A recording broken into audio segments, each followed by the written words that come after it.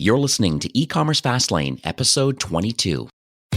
Welcome to E-Commerce Fastlane, the podcast show to help you build, launch, grow, and scale a wildly successful e-commerce company. Listen to real conversations with proven practical strategies and success stories. Learn how to generate more traffic, more sales, more profit, and customer lifetime value for your Shopify store. And now, your host and e-commerce entrepreneur, Steve Hutt. Hey there, it's Steve, and welcome back to the E-Commerce Fastlane podcast. Now, this is your first time listening. This is an e-commerce show where we have honest and transparent conversations about building and thriving online with your store powered by Shopify or Shopify Plus. Now, new episodes are available each week in iTunes, Stitcher, Google Play, Spotify, or you can sign up at ecommercefastlane.com and be notified when new shows are being released. Now, today I'm chatting with Brad Redding, who is the co-founder of Elevar, and it's an e-commerce analytics platform. It's a really interesting chat we have today because we talk about the fact that a lot of people, unfortunately, have not set up Google Tag Manager. They are not necessarily using the analytics and the KPIs that are important to help grow and scale a brand on Shopify. I mean, a lot of merchants have a cursory knowledge of the KPIs, these key performance indicators that are important to grow. What they say, what you don't track, you can't impact. And that's what we're going to learn on today's show is we're going to learn about Elevar, the platform, what they're doing really to help Shopify store owners understand their data and then making some actionable insights to help them grow and scale. So Brad, welcome to the show. Great. Thanks for having me, Steve. Happy to, glad to be on. Oh, great. My pleasure to have you also. I know we've been chit-chatting a little bit through email and some conversations in the past with a few of my merchants and a few clients that I have who are using the Elevar platform quite happily, I might add. So on a high level, let's share with the audience kind of what does Elevar do and then kind of what problem does it solve for Shopify store owners? Yeah. So at a high level, what Elevar does, we are really trying to tackle the problem of the consistent manual data analysis. If you have a store and you're trying to grow it, really a big part of growing your store is you really need to be data driven, and that can be very hard to keep up with a plethora of data that's coming in. So really, what Elevar does is Elevar takes that data, and we really leverage a lot of Google Analytics and the attribution data that comes out of Google Analytics, and automate the analysis and slicing and dicing of that to really turn those into actionable insights that you can take action on. Because every week, every month, your data is changing and evolving. And if you don't have a machine doing that for you, then it's up to you to do that manually. Tell me a bit about you now and your journey, because I have firsthand knowledge. I've been in the admin, and like I said, I have merchants that are using your platform right now. So I know what it's all about, but let's talk about your entrepreneurial journey kind of so far, kind of leading up to kind of building and launching this platform. Yeah, it's been a long one. I feel like I've been in e-commerce since I was born, but I started in e-commerce about 13 years ago. Actually had another startup, and this was really in the early days of Shopify. And ironically enough, I was looking at Shopify when I was trying to grow my marketplace that was targeting independent boutiques and independent designers, where we basically had a platform similar to Etsy where anybody could sign up, load up their products. And if you lived in Washington, D.C., you could shop boutiques from New York, Chicago, L.A., et cetera. Back then I looked at Shopify as a competitor. Obviously I lost that one, but really that evolved into, I moved into the agency space here in Charleston, South Carolina, where I worked for an agency where we grew pretty quickly in the mid to late 2006, 2007 to really getting into 2013, 14, where Magento, as everyone knows, was taking off, and Magento Enterprise was the place to be. And we saw a lot of growth there. And really that led to the birth of Elevar as we got into 2014, 2015, where again, there was just more data and more accessibility to data. I think is really the big thing that changed this is when we got to managing roadmaps for clients that, again, we're in a similar space that I'm seeing with a lot of Shopify store owners is how do we go from 5 to 10 million, 10 million to 20, 20 to 50, 50 to 150? And back then, 3 or 4 years ago, taking data out from analytics and especially other disparate data sources, there weren't as many tools available then. So it was a very manual process. And when the manual process of pulling data was competing against the bugs and new features, when you're looking at a roadmap, it was always last. So we always wanted to be data driven and really push conversion optimization on site. But it was very hard to keep it up consistently just because it was expensive, both in time and also dollars. Right. So Elevar really was born out of that. Is there's got to be an easy way, since a lot of these reports that we're pulling are the same insights that we're looking for across multiple clients. And we built a prototype about 2 years ago to test it out, and we're pulling a bunch of data, running it through some pass-fail algorithms to see what stands out, and really that's led us to where we are today. Very cool. And I do love part of the platform where it uses, proper kind of natural language to identify maybe some challenges or weaknesses or some areas of opportunity based on some key areas that need to be improved on. And I've found with some of my merchants and clients that are using the solution that they were pleasantly surprised at some of the things that they've been running for years, haven't fixed and haven't been tracking, and now they're actively involved with trying to improve a certain few metrics, and all because you have proper natural language with recommendations in there that need to be fixed or implemented. And I think that's really a really great feature of Elevar. So let's talk about the data-driven part of it, because I think it's a buzzword that's going on, big data and data-driven. And are there any challenges that you see, maybe because you obviously deal with lots of Shopify store owners, do you see any challenges about kind of getting involved in that data-driven mindset? Yes. Really, the two big ones that bubble up to the top are data quality and trusting the data. If you're a store owner listening to this and you have Facebook set up, Facebook pixels and the Google Search Console, I'm sure you know this pain when you get these emails saying, "Hey, you this is broken," or "This URL is not working," and it somewhat turns you into a little bit of a panic mode, because I get lots of those emails. And I think that again, there's so much more data and so many more sources of data that it's when all you're being told is what's wrong, it makes it very hard to trust that data. And really, instead of making decisions on the business and on-site optimization opportunities, you fall back to be a little bit more on the gut and what's worked in the past. And that's a challenge, which is normal. It's very normal and common. But not only with just the third-party pixel tracking and third-party sources, when you get into the meat and bones of Google Analytics, it's a deep dark hole for those that have been in Google Analytics. And there's so many different ways to slice and dice data. Shopify makes it very easy. If I'm just comparing Shopify versus Magento, to get Google Analytics set up with enhanced e-commerce and comparing to Magento or others, it's night and day. It really is amazing how easy they make it. But really, when you start adding other services and you start customizing your store and customizing your theme, there might be areas or opportunities where the quality isn't where it needs to be. And so when you're looking at a report and your eyes hone in on your revenue or traffic is off by X%, that just degrades trust in the next month or next quarter when you're reviewing data or reports from third-party tools like analytics that aren't necessarily the financial source of truth. So those are two, I would say, the bigger challenges that I see. That falls a little bit in line with data alignment as well. This is another common problem that I feel like I sleep this 24 hours a day. It's why doesn't my data match up between Google AdWords and Google Analytics and Shopify? Right. Again, very normal question. Very, very easy to get confused if you're not dealing with this on a day-to-day basis. A lot of it comes down to different platforms they measure conversions, revenue, traffic, or attribution in a different manner.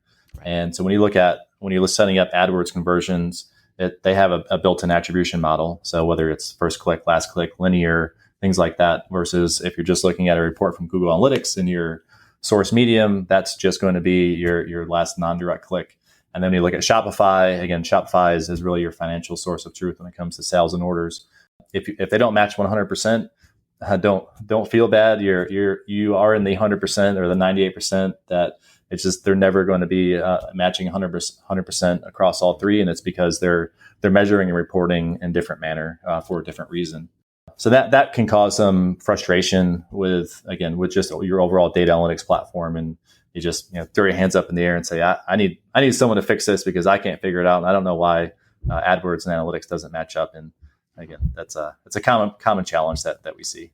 Yeah, and I get quite a few calls and messages from clients about that sort of issue too, about why are they different and what is the single source of truth, and if they are different. And then I have some documents and things that I share with my clients talking about the fact that you're right, the attribution is different, and then how each platform uniquely tracks these sessions and conversions, and so there can be some differences. I guess at some point you have to kind of start making some decisions about, well, what truly is a single source of truth for that, and then if long as they're within a certain range, then you just have to kind of accept the fact that they're never going to be 100% fully aligned, and but you can still, there's still some actionable insights that can be taken out of the data, and that can impact the bottom line. It comes down to using those tools or services for what they're really meant to use for. And again, and Google Analytics is really, it's a great demand reporting. So it's going to give you demand metrics. The not enough time to dive in across all three is certainly a challenge that we empathize with. I'm just trying to think the best question to ask or how to ask this, but you obviously have seen a lot of successful Shopify store owners. What do they do to kind of mitigate a lot of these issues? Have a process. So certainly you have a process in place for quality. So you're just QAing your data sources. So it's not a process where an email comes in and it's that's being forwarded to 10 people to try to figure out what's going on. So really it's building that process of, okay, here's what AdWords, here's how we're using AdWords, here's how we're using the reporting from AdWords, here's how we're using analytics, here's how we're using Shopify, Facebook, etc. And really at the end of the day is understanding what data is the most important to your business today, for this year, for this quarter, and focus on what you can control versus, again, the thousands of different emails that may come in, and don't let those take over your day to day. So it's having a process in place for whether it's internally, have an expert in house that it's their job to create that process and have checks in place, or you pull an expert, so somebody that lives in the different tools and knows what to look out for, knows the nuances of the different reporting that may cause some of the discrepancies. And ultimately, they're the ones that you're going to go to and ask, is this data in this report accurate? So if you're relying on reports to drive marketing decisions or on-site optimization decisions, somebody needs to be accountable for that quality. And so you as a business owner, you can focus on marketing, sales, strategy, product, and not have to worry about what the different emails are coming in about data quality. So that's a big one. Having a process is the first one. Another one is what I mentioned earlier about some of the challenges is just understanding attribution at a very basic foundational level.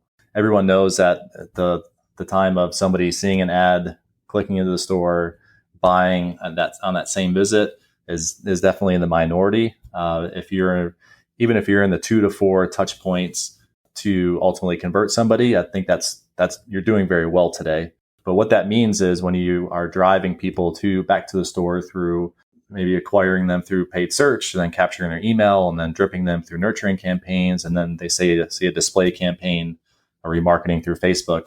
There's 3 or 4 different touch points already. Each of them does require a bit of attribution or credit, so to speak, to the sale. But not that you need to understand the math behind it, but just understand when you're digesting reports that there isn't the last click. The day of the last click driving the business is very hard to fall back on, because you might lose out on, and you likely will lose out on some of the upper or top of the funnel prospecting channels. Right. Other than that, I mean, those are two. Having a process, understanding attribution, and that's going to allow you as a business owner to understand what levers to pull. So whether it's pulling a lever and driving more traffic because you see a channel that is driving more assisted or top of the funnel conversions, versus a channel that may be underperforming, that you're trying to use as that converter for somebody that really gets to be at that last touch point before they complete their purchase. And once you have those, you have that, again, the basic process and foundation and understanding how attribution works with marketing and scaling. It's really just, it's prioritization. You can't do everything at once. So if your marketing analytics aren't in a place where you trust them, then work on focusing and getting those accurate and reporting properly, and then move on to your on-site analytics, and then maybe your post-purchase analytics. Ultimately, they're going to feed back into your marketing. So if nothing is working right now, then start in one area first versus trying to tackle everything at once, and that way you see some progress as you grow along. Right. So let's jump into some marketing tactics. So how have you seen businesses kind of scale like successfully on Shopify? There's two channels that, for those that may have heard of Avinash. Kaushik?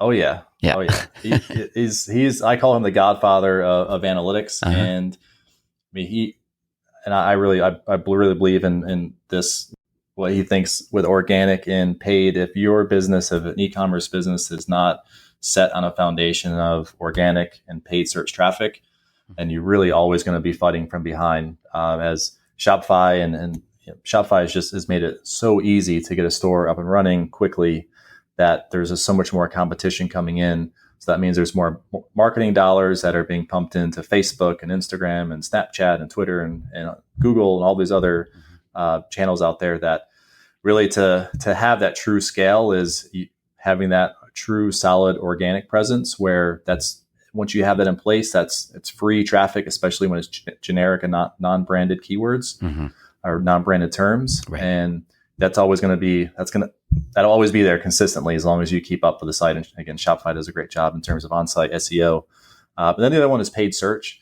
Paid search, if you do it right, you can scale quickly, because really the businesses that I've seen scale very, very quickly, they've gotten the attribution down.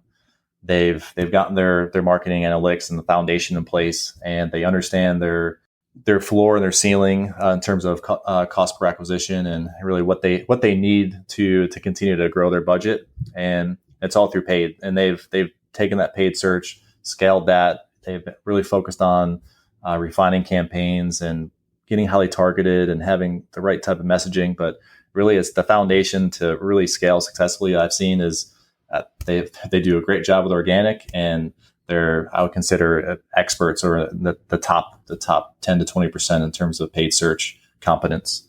So that's one that, again, that really bubbles up to the top and aligns with what I see in the industry as well. A few other that are maybe not the norm is, ironically enough, when I look at just all the clients that we work with, and I just bucket out clients that have paid search expertise, or who's managing their paid search campaigns. Are they in-house or are they external? Those that have paid search in-house, the data tells me that they outperform those that are using external, whether it's consultants or contractors or others to manage paid search. And that one's pretty interesting. And I think I can, if you're using it, again, not an agency that's what their specialty is, but if you're using just a consultant, then again, it's the data shows that the in-house folks that are really looking at their paid search and acting and making tweaks on a daily basis, they're really outperforming in terms of scale and growth. Yeah, and to add to that, I was part of an agency for 3.5 years prior to this podcast, and what's one thing that I did notice is that there's a certain amount of budget which is then translated to hours of work towards a project. And, there's times when, a week or more would go by and you're not looking because you're managing a book of business. And whereas I could see how an in-house at some point when you get to that level, usually you start off that way as a startup, you kind of do it all yourself. And then you get a dedicated person or team involved. And I could see at some point, maybe, if you really wanted to hone in, there are quite a few technology partners out there that have, I guess, the insights to be able to execute daily on paid acquisition models. So I hear you. Yep. Yeah. And I agree. And just a couple other things that I see, again, stores that have scaled is optimize your site. So if you could drive all the traffic you want to the site, but if it's not optimized, then you're just throwing money away. Right. And there's a lot of different ways that'd be its own podcast on its own in terms of on-site optimization, but really having a handle on how to execute that. And video, it's everyone's seeing it. Video and UGC they're a must. I mean, we see testing all the time, and they went out. And so that's another, I'd say, more of that long tail of, if you can get your product catalog. Obviously, Zappos really pioneered this several years ago with video on product pages, and you see Amazon starting to do it now as well. But I think that's another one of those. And that inherently will help your organic traffic as well. If you have solid videos, you're going to build some of that non-branded keyword content. So those are definitely some great tactics, and there's a lot more that goes into on-site optimization. But I think it's really, those are the qualities that I see that have really helped some businesses scale and grow quickly. I'd add to that too. I'm in a unique position too, like you, where I have quite a few conversations every day with clients, and the big topic that comes up is obviously organic reach through SEO, and it's obviously getting more and more competitive. And that's one of the things that I like to do with the merchant kind of right at the beginning is I'd like to run an SEO audit and just really understand kind of, where are you today in relation to your competitors in the same space based on your keyword pool that you're using, and where do you track, like where do you rank based on, your head terms and then some long tail kind of semantic related kind of keywords. And from that point, it's very interesting, some of the low hanging fruit just from an on-page technical perspective that can be identified from an SEO. As great as Shopify is, you'd be surprised the number of 404 errors, redirects that are not correct, metadata that's not set correctly. It's just people not having a correct strategy of, hey, I want to rank organically, but they're not willing to do all the appropriate steps. And I think having a proper SEO audit, and there are some free tools online that I'm sure you could search for. There's some more enterprise ones that go in depth, which is more what I do.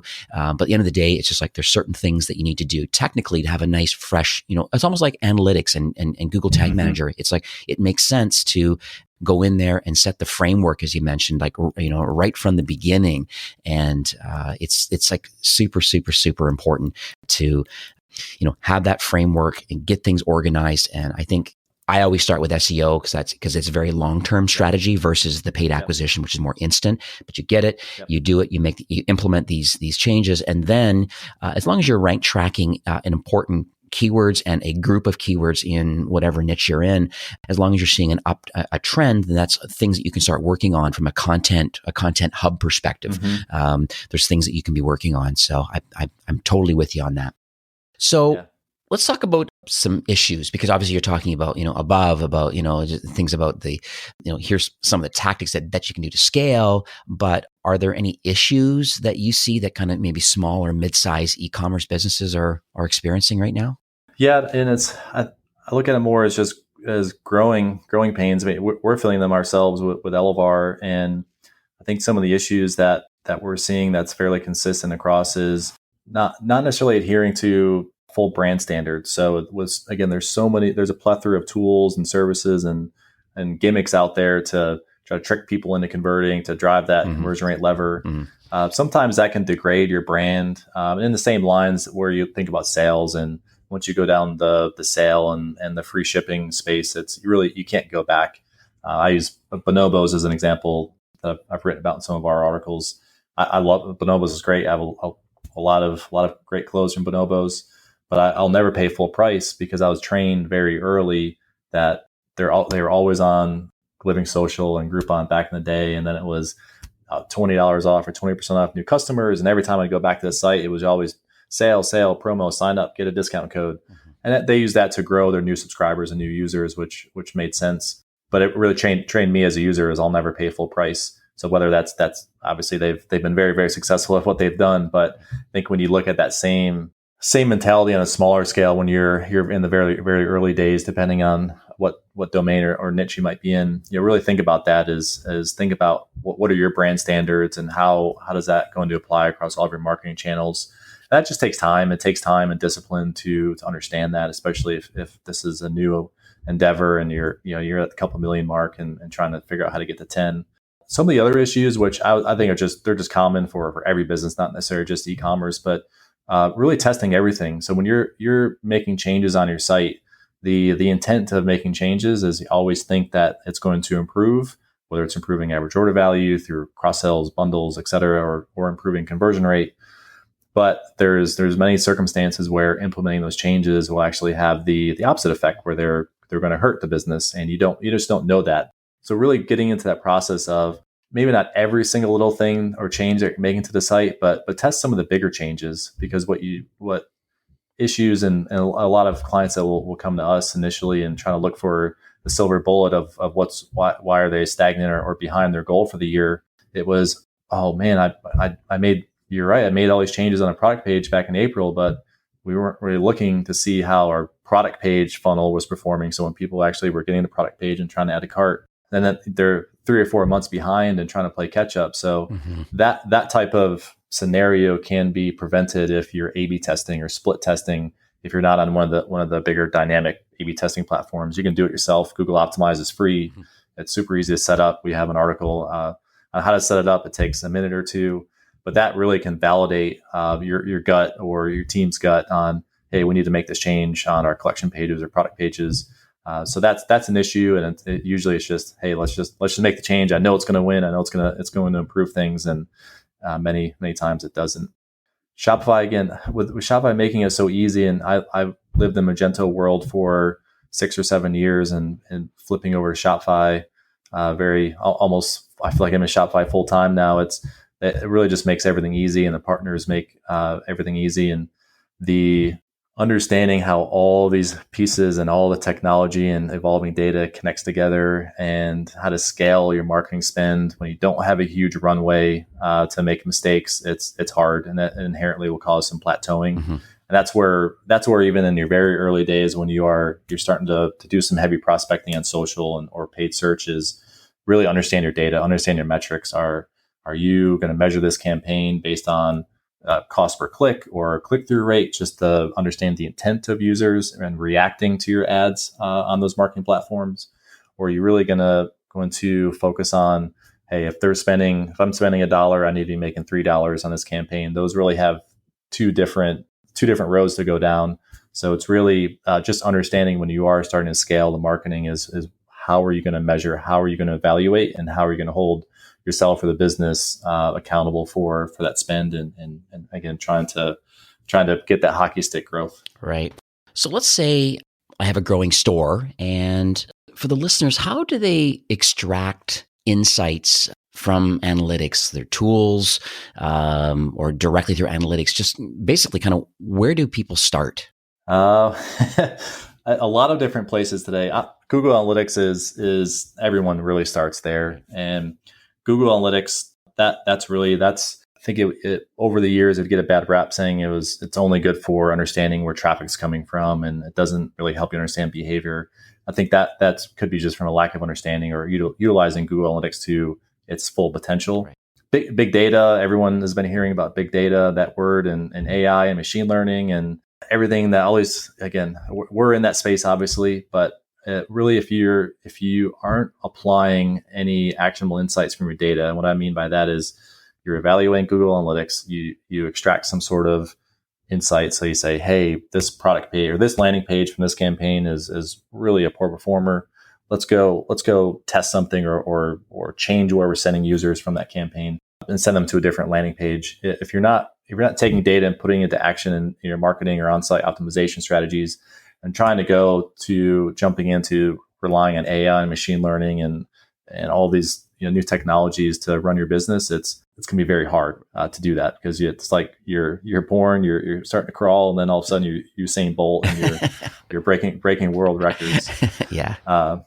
So I think it really comes down to if you're trying to extract insights from your analytics tools and Shopify, it's really just pick out some key metrics or KPIs that are important. So the common levers, if you're trying to grow revenue, which everyone's trying to do, it's you need to pull the sessions, so you're going to drive more traffic or increase average order value or increase conversion rate. Those three variables are going to increase revenue. Now, obviously, with the advent of subscription businesses over the last few years, there's a fourth variable in there, is the recurring revenue. So it's if you are in that subscription space, it's really understanding that your cost per acquisition and your customer lifetime value, your potential customer lifetime value. So you can take that data and apply it back to your marketing spend. And that's really getting into the nitty gritty of 4 or 5 or 6 key metrics or KPIs that you really want to focus on improving and stick to those and don't try to conquer everything at once and improve. You can't improve sessions and AOV and conversion rate and subscriptions all at the same time. Pick one to start with and start optimizing from there. Right.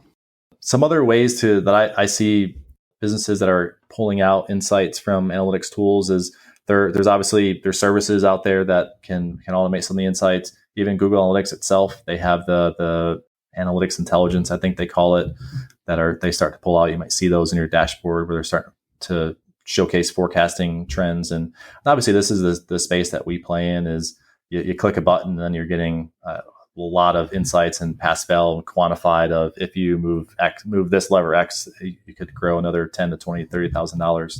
But really it's again, just pick a few KPIs and spend some time in Google Analytics or other tools that offer some additional automation or insights analysis on top. And again, just put a few tests to action. Right.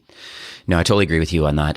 This conversations of A/B testing come up quite a bit, and it's training that I do with a lot of my merchants. Is that they know they need to make some changes. They make some changes, but they haven't documented what they've changed and how it relates to the data itself. So they tend to do it only by gut and or, as you said, adding on some AI or machine learning type merchandising tools and just automatically think that conversion rate's going to go up or lifetime value is going to go up because you're investing in some tool that potentially could be taking a slice of the revenue based on the success of their widgets, showing things. It's an interesting business model, but it's not necessarily the answer to put everything on external tools. You really, as a store owner, you really do need to take time to learn some of the most important KPIs for your particular business, and then slowly tracking these, making some A/B tests on them. I love the idea of Google Optimize. I think I'm going to make sure that goes in the show notes because people always wonder, okay, it's expensive to get involved in other different types of tools where you can use Google Optimize to make some quick changes to a site and test and document that. So I think that's great. Yeah, and modeling out your growth goals. So if you're trying to go from 3 million to 7 million, where's that coming from? Where's that growth coming from? Right, exactly. So we're nearing the end of the show, and do you have any kind of closing comments that you'd like to leave with our listeners?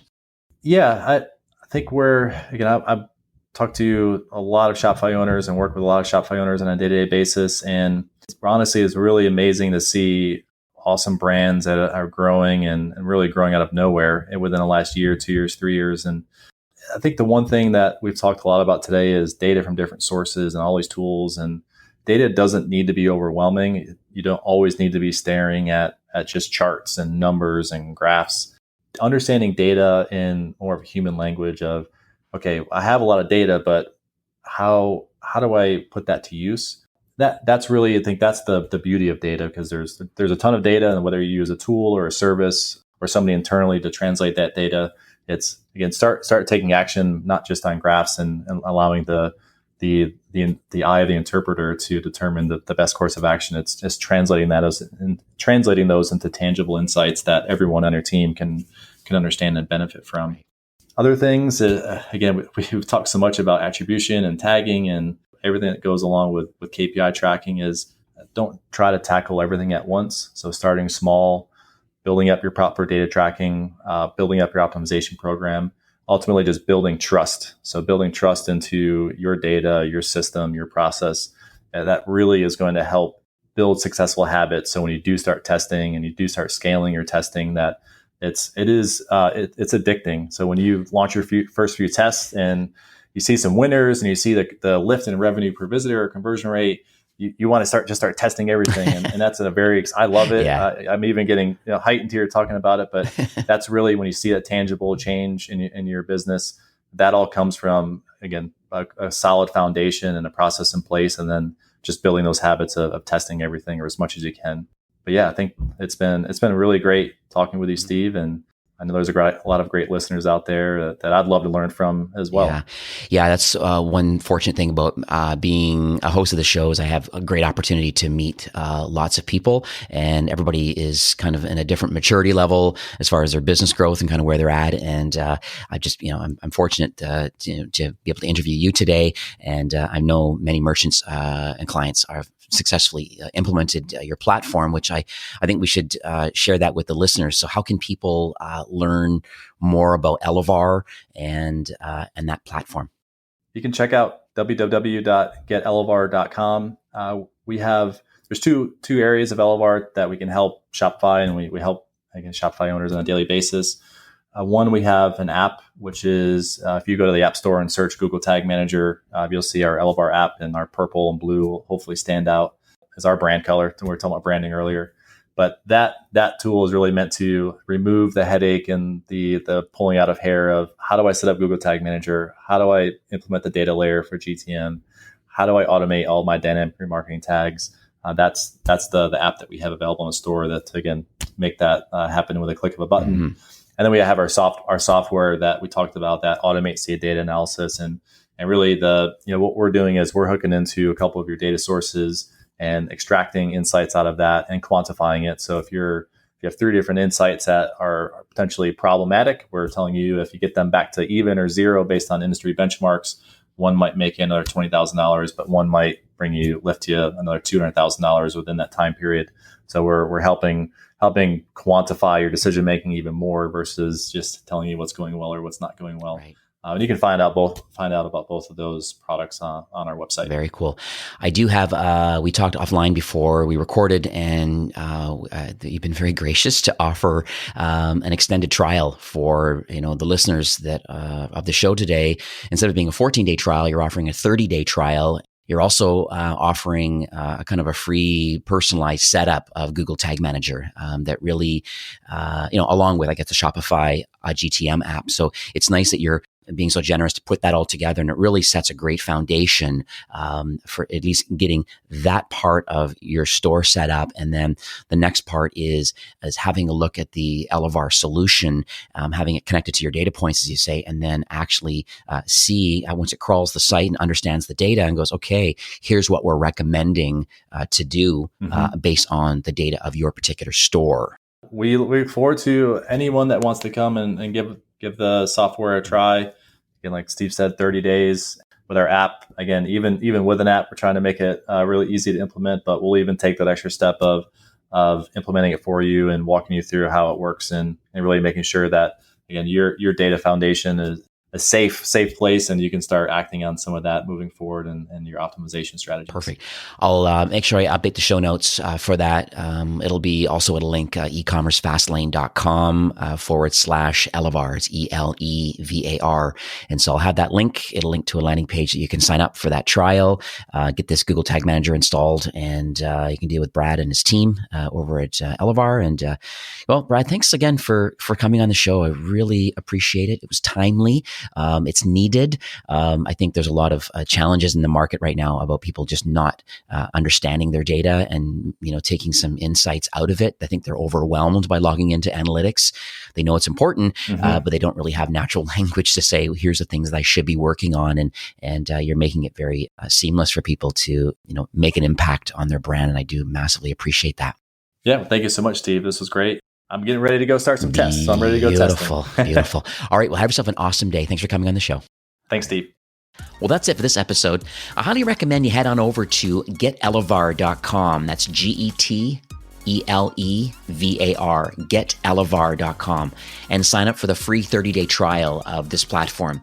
And as a bonus, they're going to install and or update your Google Tag Manager onto your Shopify store. It's an app they have in the App Store. It usually is a one-off price of $100, but because you're a listener of the show, Brad's been so generous to offer that for free. So just go to getelevar.com and they'll get you all taken care of. Now, after this implementation is done, you can then be 100% confident kind of in the data that's being generated in analytics. And, if you want to take it one step further, the Elevar platform can then help you set some important KPIs, some goals, and then in layman's terms, share with you exactly what you need to do in order to improve the performance of your brand. It's all about like setting goals and then letting the solution kind of share the insights to help you improve the performance. So go check them out. I have firsthand knowledge that the platform is solid and the recommendations they generate. And finally, I'd like to thank you, my loyal listeners of the show. It's my hope that this podcast is offering you a ton of value through growth strategies, tactics, and exclusive kind of insider tips on the best Shopify apps and marketing platforms, really with my personal goal to help you grow and scale with Shopify. Thanks for carving out some time today and listening to the show. I truly appreciate you and your entrepreneurial journey. Enjoy the rest of your week and keep thriving with Shopify.